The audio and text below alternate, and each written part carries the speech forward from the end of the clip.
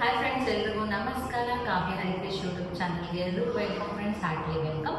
ಯಾರೆಲ್ಲ ಮೊದಲನೇ ಬಾರಿ ನನ್ನ ವಿಡಿಯೋ ನೋಡ್ತಾ ಇರೋ ದಯವಿಟ್ಟು ಸಬ್ಸ್ಕ್ರೈಬ್ ಮಾಡ್ಕೊಂಡು ನೋಡಿ, ಹಾಗೆ ಬೆಲ್ ಐಕಾನ್ ಕೂಡ ಕ್ಲಿಕ್ ಮಾಡಿ ಮುಂದೆ ಮಾಡುವಂಥ ವಿಡಿಯೋಗಳ ನೋಟಿಫಿಕೇಶನ್ ಬಟ್ ಅಂತ ಸಿಗುತ್ತೆ. ಸೊ ನಿಮ್ಗೆ ಎಲ್ಲರಿಗೂ ಗೊತ್ತಿರೋ ಹಾಗೆ ನಾಳೆ ಗುರುಪೌರ್ಣಮಿ.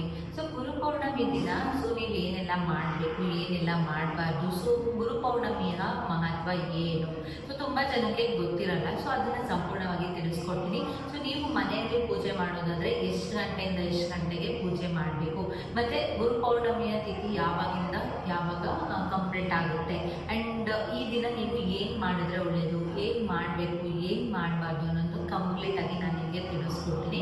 ಸೊ ಅದನ್ನು ನೀವು ಮೊದಲಿಂದ ಕೊನೆವರೆಗೂ ನೋಡಿ, ಸ್ಕಿಪ್ ಮಾಡಿಬಿಡಿ, ಯಾಕಂದರೆ ವಿಡಿಯೋ ಗೊತ್ತಾಗಲ್ಲ.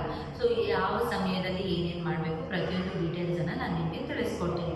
ಸೊ ಇಲ್ಲಿ ಏನಂತ ಹೇಳಿದ್ರೆ ಫ್ರೆಂಡ್ಸ್, ಸೊ ಗುರು ಪೌರ್ಣಮಿ ಅಂದರೆ ಅದರ ಹೆಸರಲ್ಲಿನೇ ಇದೆ, ಗುರು ಅಂತ ಇದೆ. ಗುರುಗಳಿಗೆ ನಾವು ಗೌರವನ ಕೊಡುವಂತಹ ಪೌರ್ಣಮಿಯನ್ನು ಗುರು ಪೌರ್ಣಮಿ ಅಂತಾರೆ.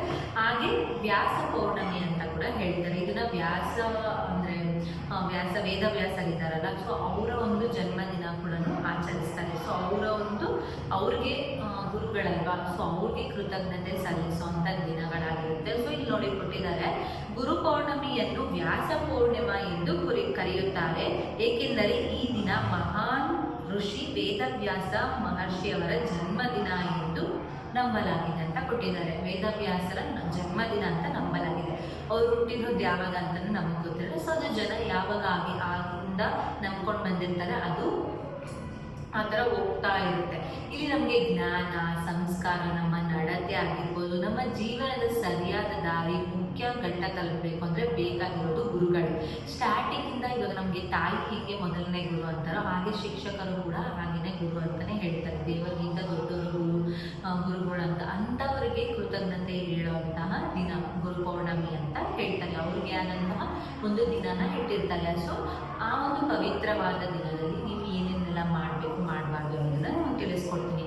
ಈಗ 2026 ಯಾವ ಗುರು ಪೌರ್ಣಮಿ ಅಂತಂದರೆ ನಾಳೆ ಇದೆ. ಸೊ ಅದಕ್ಕೋಸ್ಕರ ಒನ್ ಡೇ ಬಿಫೋರ್ ನಾನು ಇವತ್ತು ವಿಡಿಯೋ ಮಾಡ್ತಾ ಇದ್ದೀನಿ, ನಿಮಗೆಲ್ಲ ಯೂಸ್ ಆಗಲಿ ಅನ್ನೋ ಕಾರಣಕ್ಕೋಸ್ಕರ. ಸೊ ನಾಳೆ 29, ಇವತ್ತು 28, 29ನೇ ತಾರೀಕು ಗುರು ಪೌರ್ಣಮಿ ಇದೆ. ಯಾವಾಗಿಂದ ಸ್ಟಾರ್ಟ್ ಆಗುತ್ತೆ ತಿಥಿ ಅನ್ನೋದು ಅಂತಂದರೆ 28ನೇ ತಾರೀಕು, ಅಂದರೆ ಇವತ್ತು ರಾತ್ರಿ ಸುಮಾರು 8:26ಕ್ಕೆ ಶುರುವಾಗುತ್ತೆ. ಸೊ ಓಕೆನಾ, ಗುರು ಪೌರ್ಣಮಿ ಅನ್ನೋದು ಈ 8:26ಕ್ಕೆ ಸ್ಟಾರ್ಟ್ ಆಗಿ ಯಾವಾಗ ಕ್ಲೋಸ್ ಆಗುತ್ತೆ ಅನ್ನೋದಂದರೆ ಜುಲೈ 29, ಅಂದರೆ ನಾಳೆ ಬುಧವಾರ, ನಾಳೆ ಸುಮಾರು 10:17ಕ್ಕೆ ನೈಟು 10:17ಕ್ಕೆ ಇದು ಕ್ಲೋಸ್ ಆಗುತ್ತೆ ರಾತ್ರಿ.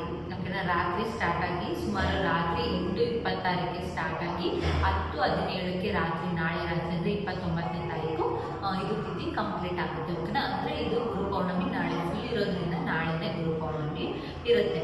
ಸೊ ಆದ್ದರಿಂದ ಜುಲೈ 29ರಂದು ಗುರು ಪೌರ್ಣಮಿ ಇದೆ. ಸೊ ಇಲ್ಲಿ ನೀವು ಪೂಜೆ ಮಾಡುವಂಥ ಟೈಮ್, ಇದು ನಿಮ್ಮ ಯಾರ್ಯಾರು ನೀವು ಗುರುಗಳಿರ್ತಾರೆ, ಶಿಕ್ಷಕರಿದ್ದಾರೆ, ಅವ್ರಿಗೆಲ್ಲ ಥ್ಯಾಂಕ್ಸ್ ಹೇಳಿ. ಸೊ ನೀವು ಈ ಮಟ್ಟಿಗೆ ಬರಬೇಕು. ಇವಾಗ ಯಾರಾದರೂ ಒಂದು ಒಳ್ಳೆ ಜಾಬಲ್ಲಿದ್ದಾರೆ, ಒಳ್ಳೆ ಸ್ಥಾನದಲ್ಲಿದ್ದಾರೆ, ಒಳ್ಳೆ ವ್ಯಕ್ತಿತ್ವ ಇದೆ ಅಂದರೆ ಗುರುಗಳೇ ಕಾರಣ. ನಾವು ಮನೆಯಲ್ಲಿ ಎಷ್ಟು ಟೈಮ್ ಸ್ಪೆಂಡ್ ಮಾಡ್ತೀವೋ ಅದಕ್ಕಿಂತ ಜಾಸ್ತಿ ನಾವು ಸ್ಕೂಲ್ಗಳಲ್ಲಾಗಿರ್ಬೋದು, ಕಾಲೇಜ್ಗಳಲ್ಲಾಗಿರ್ಬೋದು ಟೈಮನ್ನು ಸ್ಪೆಂಡ್ ಮಾಡ್ತೀವಿ. ಅವ್ರ ಜೊತೆ ನಾವು ಜಾಸ್ತಿ ಇರ್ತೀವಿ. ಸೊ ಅಂಥವ್ರು ನಮ್ಮ ಒಂದು ಜೀವನನ ತಿದ್ದಿರ್ತಾರೆ. ಅಂಥವ್ರಿಗೆ ಆವತ್ತಿನ ದಿನ ಅವ್ರಿಗೆ ಕೃತಜ್ಞತೆ ಹೇಳುವಂಥ ದಿನ. ಆ ಟೈಮಲ್ಲಿ ಗುರುಗಳಿಗೆ ಪೂಜೆ ಮಾಡೋದ್ರ ಜೊತೆಗೆ ದೇವರಿಗೂ ಕೂಡ ಪೂಜೆ ಮಾಡಬೇಕು. ಯಾವ ಟೈಮಲ್ಲಿ ಗುರು ಪೌರ್ಣಮಿ ಅಂದರೆ ಎಷ್ಟು ಇಂಪಾರ್ಟೆಂಟ್ ಅಂದರೆ, ರಾಘವೇಂದ್ರ ಸ್ವಾಮಿ ದೇವಸ್ಥಾನದಲ್ಲಿ, ಸಾಯಿಬಾಬಾ ದೇವಸ್ಥಾನದಲ್ಲಿ, ದತ್ತಾತ್ರೇಯ ದೇವಸ್ಥಾನ, ಇದರಲ್ಲಿ ಮಹತ್ವವಾದಂಥ ಪೂಜೆಗಳು ನಡೆಯುತ್ತೆ. ಅದು ಪ್ರಮುಖವಾದ ಪೂಜೆಗಳು ನಡೀತಾ ಹೋಗುತ್ತೆ. ಸೊ ನೀವು ಮನೆಯಲ್ಲಿ ಪೂಜೆ ಮಾಡಬೇಕು ಅನ್ನೋದಾದರೆ, ಸೊ ಬೆಳಗ್ಗೆ ಸೂರ್ಯೋದಯ ಆದಮೇಲೆ ಎಷ್ಟು ಅಂದರೆ 9 ಗಂಟೆ ಒಳಗಡೆ, 9 o'clock ಒಳಗಡೆ ಪೂಜೆಯನ್ನು ಮಾಡಬೇಕಾಗುತ್ತೆ. ಸೊ ನೀವು ಸರಿಯಾಗಿ ಸ್ನಾನ ಮಾಡಿ ಶುಭ್ರವಾದ ಬಟ್ಟೆಯನ್ನು ಧರಿಸ್ಕೊಂಡು ಪೂಜೆ ಮಾಡಬೇಕು. ನಾರ್ಮಲಾಗಿ ಮನೆಯೆಲ್ಲ ಸ್ವಚ್ಛ ಮಾಡಿ, ನಾರ್ಮಲಾಗಿ ನಿಮಗೆಲ್ಲ ಗೊತ್ತೇ ಇರುತ್ತೆ ಟೈಮಿಂಗ್ಸ್ ಬಂದು 9 ಗಂಟೆ ಒಳಗಡೆ ಮಾಡಿ, 7:30, 8 o'clock ಆ ಥರ ಮಾಡಿ, ಬೆಳಗ್ಗೆ 6 ಗಂಟೆಯಿಂದ 9 ಗಂಟೆ ಒಳಗಡೆ ನೀವು ಪೂಜೆ ಮಾಡಿದರೆ ತುಂಬ ಲಾಭ ಇರುತ್ತೆ. ಹಾಗೆ ಸಂಜೆ ಚಂದ್ರ ದರ್ಶನ ಮಾಡಿ ದೀಪ ಆರತಿ ಮಾಡೋದ್ರಿಂದ ಕೂಡ ಒಳ್ಳೆಯ ಫಲ ಸಿಗುತ್ತೆ. ಸೊ ನೀವೇನು ಅಂದ್ಕೊಂಡಿರ್ತೀರೋ ಅದೆಲ್ಲನೂ ಆಗುತ್ತೆ. ನೆಕ್ಸ್ಟು ಗುರು ಪೌರ್ಣಮಿ ದಿನ ಹೇಗೆ ಪೂಜೆ ಮಾಡಬೇಕು ಅನ್ನೋದಾದರೆ, ಸೊ ಮೊದಲು ಮನೆಯೆಲ್ಲ ಸ್ವಚ್ಛಗೊಳಿಸಿ, ಮನೆಯಲ್ಲಿರೋವಂತಹ ಏನಾದರೂ ಇತ್ತು ಅಂತಂದರೆ ಸ್ವಚ್ಛಗೊಳಿಸಿ, ನಾನ್ ವೆಜ್ ಎಲ್ಲ ಮಾಡೋಕ್ಕೆ ಹೋಗಬೇಡಿ ಆಯಿತಾ. ನಂತರ ಗುರುಗಳ ಫೋಟೋ, ವೇದವ್ಯಾಸರ ಫೋಟೋ, ಇಲ್ಲಾಂದರೆ ರಾಘವೇಂದ್ರ ಸ್ವಾಮಿಗಳ ಫೋಟೋ, ಸಾಯಿಬಾಬಾ ಫೋಟೋ, ದತ್ತಾತ್ರೇಯ ಸ್ವಾಮಿ ಫೋಟೋ, ಇಲ್ಲಾಂದ್ರೆ ನಿಮ್ಮ ಇಷ್ಟ ದೇವರು, ನಿಮ್ಮ ಮನೇಲಿರೋ ದೇವರಿಗೆ ಪೂಜೆ ಮಾಡಿದ್ರೆ ಸಾಕಾಗುತ್ತೆ. ನಾರ್ಮಲಾಗಿ ದೀಪ ಹಚ್ಚಿ ಹೂವು ಹಣ್ಣು ನೈವೇದ್ಯ ಎಲ್ಲ ಇಟ್ಟು ನಾರ್ಮಲಾಗಿ ಹೇಗೆ ಮಾಡ್ತೀರೋ ಆ ರೀತಿಯಾಗಿ ನೀವು ಪೂಜೆನ ಮಾಡ್ಬೋದು. ಆ ಪೂಜೆ ಮಾಡುವಂಥ ಟೈಮಲ್ಲಿ ಈ ಒಂದು ಮಂತ್ರವನ್ನು ಭಕ್ತಿಯಿಂದ ನೀವು ಹೇಳಬೇಕಾಗುತ್ತೆ. ನಿಮ್ಗೆ ಎಷ್ಟು ಸತಿ, 11 ಸತಿ ಆಗುತ್ತಾ 11 ಸತಿ ಹೇಳಿ, 21 ಸತಿ ಆಗುತ್ತಾ 21 ಸತಿ, 3 ಸತಿ, 5 ಸತಿ, ಇಲ್ಲಾಂದರೆ 108 ಬಾರಿ ಹೇಳೋಂಗಿದ್ರೆ 108 ಬಾರಿ ಹೇಳಿ. ಏನಂತಾರೆ ನಮಗೆಲ್ರಿಗೂ ಗೊತ್ತಿರೋ ಅಂಥದ್ದೇ ಗುರು ಬ್ರಹ್ಮ ಗುರು ವಿಷ್ಣು ಗುರುದೇವೋ ಮಹೇಶ್ವರ ಗುರು ಸಾಕ್ಷಾತ್ ಪರಬ್ರಹ್ಮ ತಸ್ಮೈ ಶ್ರೀ ಗುರವೇ ನಮಃ. ಇದು ಗುರುಗಳಿಗೆ ಅಂತ ಇರೋದು, ಗುರು ಬ್ರಹ್ಮ ಗುರು ವಿಷ್ಣು. ಆ ಒಂದು ಮಂತ್ರವನ್ನು 108 ಬಾರಿ ಅಥವಾ 11 ಬಾರಿ ನೀವು ಜಪಿಸೋದ್ರಿಂದ ತುಂಬಾ ಒಳ್ಳೆಯದಾಗುತ್ತೆ. ಓಕೆನಾ. ಇದಿಷ್ಟು ಪೂಜೆ ಮಾಡುವಂಥದ್ದು, ಗುರುಗಳಿಗೆ ಕೃತಜ್ಞತೆ ಹೇಳುವಂಥದ್ದು, ಧನ್ಯವಾದ ಹೇಳುವಂಥದ್ದು, ಇದೆಲ್ಲ ಮನೆಯಲ್ಲಿ ಮಾಡುವಂಥದ್ದು, ಅದೆಲ್ಲ ನಡೆಯುತ್ತೆ. ಇನ್ನು ನೀವು ಈ ದಿನ ಪುಣ್ಯ ಸಿಗಬೇಕು, ನಿಮಗೆ ಈ ದಿನ ಪುಣ್ಯ ಸಿಗಬೇಕು ಇನ್ನು ಏನಾದರೂ ಮಾಡೋದ್ರಿಂದ ಅನ್ನೋದಾದರೆ, ಸೊ ಗುರುಗಳ ಆಶೀರ್ವಾದ ಪಡೆಯಿರಿ, ದೇವರ ಆಶೀರ್ವಾದ ಪಡೆಯಿರಿ. ಸಾಧ್ಯವಾದರೆ ನಿಮಗೆ ಅನ್ನದಾನ ಮಾಡಿ, ಮತ್ತು ಈ ಸ್ಕೂಲ್ ಮಕ್ಕಳಿಗೆ ಹೋಗಿ ಬುಕ್ಸ್ ಆಗಿರ್ಬೋದು, ಪೆನ್ಸ್ ಆಗಿರ್ಬೋದು, ಅವ್ರಿಗೆ ಏನೇನು ಎಜುಕೇಷನ್ ಮೆಟೀರಿಯಲ್ಸ್ ಏನೇನು ಇಂಪಾರ್ಟೆನ್ಸ್ ಇರುತ್ತಲ್ಲ ಇದನ್ನೆಲ್ಲ ನೀವು ದಾನ ಮಾಡೋದ್ರಿಂದ ಒಳ್ಳೆಯದಾಗುತ್ತೆ. ಅದೇ ವಿದ್ಯಾರ್ಥಿಗಳಿಗೆ, ಸ್ಟೂಡೆಂಟ್ಸ್ಗೆ, ಮತ್ತು ಬಡವರಿಗೆ ಅನ್ನ ನೀಡುವಂಥದ್ದು, ಮತ್ತು ಬಟ್ಟೆ ಕೊಡುವಂಥದ್ದು, ಆ ಥರ ಎಲ್ಲ ದಾನ ಮಾಡೋ ಆ ಥರ ಇತ್ತು ಅಂತಂದರೆ ಮಾಡಿ, ಹೆಚ್ಚು ಪುಣ್ಯ ಅನ್ನೋದು ಸಿಗುತ್ತೆ. ನೀವು ಏನು ಮಾಡ್ತಿರೋ ಬಿಡ್ತಿರೋ ಈ ರೀತಿಯಾಗಿ ದಾನ ಮಾಡುವಂಥದ್ದು, ಅನ್ನದಾನ ಆಗಿರ್ಬೋದು, ಬಟ್ಟೆ, ಯಾರಿಗಾದ್ರೂ ಸಹಾಯ ಮಾಡೋದು ನಿಮ್ಮನ್ನೇ ಕಾಪಾಡುತ್ತೆ. ಓಕೆನಾ. ಆ ರೀತಿ ಮಾಡೋದ್ರಿಂದ ನಿಮಗೆ ಒಳ್ಳೆಯದಾಗುತ್ತೆ. ಗುರು ಪೌರ್ಣಮಿಯ ಪ್ರಯೋಜನಗಳು ಏನು, ಈ ದಿನ ನೀವು ಪೂಜೆ ಮಾಡಿದ್ರೆ ಏನೇನೆಲ್ಲ ಸಿಗುತ್ತೆ ನಿಮಗೆ ಅಂದರೆ, ಗುರುಗಳ ಕೃಪೆ ಸಿಗುತ್ತೆ. ನಾವು ಗುರು ರಾಘವೇಂದ್ರ ಸ್ವಾಮಿಗಳ ಮಾಡಿದ್ರೆ ಗುರು ರಾಯರ ಕೃಪೆ ಸಿಗುತ್ತೆ. ಸೊ ವಿದ್ಯಾಭ್ಯಾಸದಲ್ಲಿ ಉತ್ತಮ ಫಲ ಸಿಗುತ್ತೆ. ಹಾಗೆ ಉದ್ಯೋಗ ವ್ಯಾಪಾರದಲ್ಲಿ ಒಳ್ಳೆಯ ಯಶಸ್ಸನ್ನು ಕಾಣ್ಬೋದು. ಮನೆಯಲ್ಲಿ ಸುಖ ಶಾಂತಿ ನೆಮ್ಮದಿ ಎಲ್ಲ ಹೆಚ್ಚು ಆಗುತ್ತೆ. ಹಾಗೆ ಸಮೃದ್ಧಿನೂ ಕೂಡ ಜಾಸ್ತಿ ಆಗುತ್ತೆ.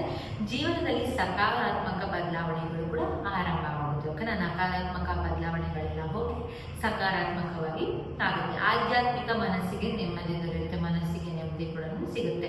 ಸೊ ಇದನ್ನೆಲ್ಲ ನೀವು ಮಾಡಿ, ಹೆಚ್ಚು ದಾನ ಮಾಡಿ. ಆ ದಿನ ಯಾರು ನಾನ್ ವೆಜ್ಜನ್ನು ಸೇವಿಸಬೇಡಿ, ಯಾಕಂದರೆ ಗುರು ಪೌರ್ಣಮಿ ಮಹತ್ವವಾದಂಥ ದಿನ. ರಾಘವೇಂದ್ರ ಸ್ವಾಮಿ, ಸಾಯಿಬಾಬಾ, ದತ್ತಾತ್ರೇಯ, ವೇದವ್ಯಾಸ ಗುರುಗಳು, ನಿಮ್ಮ ಗುರುಗಳೆಲ್ಲ ಆರಾಧನೆ ಮಾಡುವಂಥ ದಿನ ಆಗಿರುತ್ತೆ. ನಾನ್ ವೆಜ್ಜು ಅದನ್ನೆಲ್ಲ ಬಿಡಿ. ಸೊ ಮನೆಯಲ್ಲಿ ಕೆಟ್ಟ ಮಾತಾಡುವಂಥದ್ದು, ಗುರು ಹಿರಿಯರಿಗೆ ಗೌರವ ಕೊಡದೇ ಇರುವಂಥದ್ದು, ಆ ಥರದ್ದೆಲ್ಲ ಮಾಡಿಬಿಡಿ. ಓಕೆನಾ. ಅದನ್ನು ಹೇಳಿದಾಗ ಈ ದಿನ ಏನೇನು ಕೆಲಸ ಮಾಡಬಾರ್ದು ಅಂತಂದರೆ, ಗುರುಗಳು ಅಥವಾ ಹಿರಿಯರನ್ನು ಅವಮಾನ ಮಾಡುವಂಥದ್ದನ್ನ ಮಾಡಬೇಡಿ. ಸುಳ್ಳು ಮಾತಾಡಬಾರ್ದು, ಜಗಳ ಮಾಡಬಾರ್ದು, ಈ ರೀತಿ ಎಲ್ಲ ಮಾಡೋದನ್ನ ಮಾಡಿ, ಕೋಪಗೊಳ್ಬಾರ್ದು, ಅದನ್ನೆಲ್ಲ ಮಾಡಬೇಡಿ. ಮದ್ಯಪಾನ ಮತ್ತು ಮಾಂಸಾಹಾರ ಸೇವನೆ ಮಾಡಬೇಡಿ. ಯಾರ ಮನಸ್ಸಿಗೂ ನೋವಾಗದಂತೆ ನೋಡ್ಕೊಳ್ಳಿ ಅಷ್ಟೇ. ಸೊ ಇದು ನಿಮಗೆ ಏನೇನೆಲ್ಲ ಮಾಡಬೇಕು, ಏನೇನೆಲ್ಲ ಮಾಡಬಾರ್ದು ಅನ್ನೋದು ಇಂಪಾರ್ಟೆನ್ಸು. ಸೊ ನಾಳೆ ಗುರು ಪೌರ್ಣಮಿ ಇರೋದ್ರಿಂದ 6 ಗಂಟೆಯಿಂದ 9 ಗಂಟೆವರೆಗೂ ಸರಿಯಾದ ಟೈಮ್ ಇರುತ್ತೆ ನಿಮಗೆ ಪೂಜೆ ಮಾಡುವಂಥದ್ದು. ಪೂಜೆ ಮಾಡೋರು ಮನೆಯಲ್ಲಿ ಪೂಜೆ ಮಾಡಿ, ಒಳ್ಳೆ ಮನಸ್ಸಿಗೆ ಶಾಂತಿ ಇರುವಂಥ ನೆಮ್ಮದಿ ಇರುವಂಥ ಪ್ಲೇಸಲ್ಲಿ ಜೀವನದಲ್ಲಿ ನಮಗೆ ಜ್ಞಾನ ಕೊಟ್ಟಿರ್ತಾರೆ. ಸೊ ಅಂಥವ್ರಿಗೆ ಕೃತಜ್ಞತೆ ಹೇಳೋದ್ರಿಂದ ಯಾವುದೇ ರೀತಿಯಾದಂಥ ತಪ್ಪಿಲ್ಲ ಅಂತಲೇ ಹೇಳ್ಬೋದು. ಅದಕ್ಕೆ ಅಂತಲೇ ವಿಶೇಷವಾದ ದಿನ ಇದೆ. ವಿಶೇಷವಾದ ದಿನ ಬೇಕಾಗಿಲ್ಲ. ನಾವು ಜೀವನದಲ್ಲಿ ಸಾಧನೆ ಮಾಡಿದ್ದೀವಿ ಅಂದರೆ ಯಾವಾಗ ಬೇಕಾದರೂ ನಾವು ಗುರುಗಳಿಗೆ ಕೃತಜ್ಞತೆ ಹೇಳ್ಬೋದು. ಈ ದಿನ ಈ ರೀತಿಯಾದಂಥ ಮಹತ್ವವಾದಂತಹ ದಿನ ಅಂತಲೇ ಹೇಳ್ಬೋದಾಗಿರುತ್ತೆ. ಸೊ ಅದಕ್ಕೋಸ್ಕರ ಇದನ್ನೆಲ್ಲ ನೀವು ನಿಮ್ಮ ಜೀವನದಲ್ಲಿ ರೂಪಿಸ್ಕೊಳ್ಳಿ, ಹಾಗೆ ನಾಳೆನೂ ಕೂಡ ರೂಪಿಸ್ಕೊಳ್ಳಿ. ಅದಕ್ಕೆ ಆದಂಥ ಆ ಒಂದು ದಿನ ಇರುತ್ತಲ್ಲ, ಆವಾಗ ನೀವು ಅದನ್ನು ನಿಮ್ಮ ಪ್ರೀತಿನ ನಿಮ್ಮ ಗುರುಗಳ ಮೇಲೆ ಪ್ರಸನ್ನ ಮಾಡ್ಬೋದು. ಇಲ್ಲ ನನಗೆ ಯಾವ ಗುರುಗಳಿಗೂ ಹೇಳೋಕ್ಕಾಗಲ್ಲ ಅಂದರೆ ರಾಘವೇಂದ್ರ ಸ್ವಾಮಿಗಳಿದ್ದಾರೆ, ಸಾಯಿಬಾಬಾ ಇದ್ದಾರೆ, ದತ್ತಾತ್ರೇಯ, ನೀವು ಯಾವ ಗುರುವಾರ ದೇವರುಗಳ ಪೂಜೆ ಮಾಡಿಸಿರಲ್ಲ ಅವ್ರಿಗೆಲ್ಲನೂ ಆ ದೇವಸ್ಥಾನಗಳಿಗೆ ಹೋಗಿ ವಿಸಿಟ್ ಮಾಡಿ, ಆ ಮಂತ್ರ ಹೇಳಿದಲ್ಲ ಗುರು ಬ್ರಹ್ಮ ಗುರು ವಿಷ್ಣು, ಆ ಮಂತ್ರನ ಹೇಳಿ ಸಾಕು. ನೀವು ಯಾವ ಗುರುಗಳಿಗೂ ಥ್ಯಾಂಕ್ಸ್ ಹೇಳೋದು ಬೇಡ. ಗುರು ಬ್ರಹ್ಮ ಗುರು ವಿಷ್ಣು 108 ಸತಿ, 21 ಸತಿ, 11 ಸತಿ, 5 ಸತಿ, 3 ಸತಿ, ನಿಮ್ಗೆ ಎಷ್ಟು ಸತಿ ಆಗುತ್ತೋ ಅಷ್ಟು ಸತಿ ಹೇಳಿ. ಸೊ ಈ ಒಂದು ದಿನನ ಕಂಪ್ಲೀಟ್ ಮಾಡಿ ಅಂತ ಹೇಳ್ತಾ, ಇನ್ನು ಹೊಸ ಹೊಸ ಅಪ್ಡೇಟ್ಗಳಿಗೆ ನನ್ನ ಚಾನಲ್ನ ಸಬ್ಸ್ಕ್ರೈಬ್ ಮಾಡ್ಕೊಳ್ಳೋದು ಮಾತ್ರ ಮರಿಬೇಡಿ. ಮತ್ತು ಲೈಕ್ಸ್ ಮಾಡಿ, ಕಮೆಂಟ್ ಮಾಡಿ, ಮತ್ತು ಹೊಸ ಹೊಸ ರೀತಿಯಾದಂಥ ವೀಡಿಯೋಸ್ಗಳು ಬೇಕಂದರೆ ಕಮೆಂಟ್ ಮಾಡಿ. ಸೊ ನೆಕ್ಸ್ಟ್ ವಿಡಿಯೋದಲ್ಲಿ ಸಿಗ್ತೀನಿ. Take care, bye bye, love you all.